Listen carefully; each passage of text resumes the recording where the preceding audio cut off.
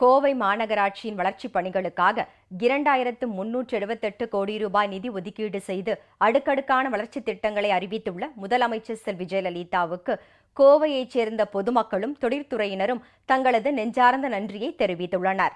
முதலமைச்சர் செல்வி ஜெயலலிதாவின் இந்த அறிவிப்புகளை வரவேற்கும் விதமாக கோவை மாநகர மக்கள் பட்டாசுகள் வெடித்தும் இனிப்புகள் வழங்கியும் கொண்டாடி மகிழ்ந்தனர்.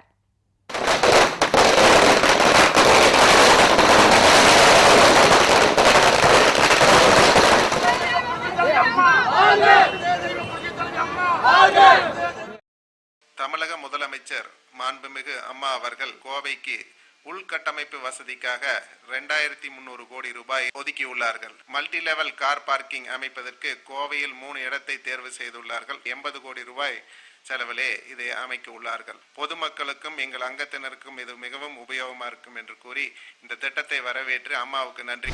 தொழில் நகரான கோயம்புத்தூருக்கு மக்கள் நல திட்டங்களுக்கான தொகை ஏறக்குறைய 2300 கோடிக்கு மேல இவ்வளவு பெரிய தொகையை ஒதுக்கீடு செய்த மாண்புமிகு தமிழக முதல்வர் அம்மா அவர்களுக்கு எங்களுடைய பம்ப் செட் மற்றும் உதிரிபாகங்கள் சங்கம் சார்பா நாங்க நன்றியும் தெரிவிச்சுக்கிறோம்.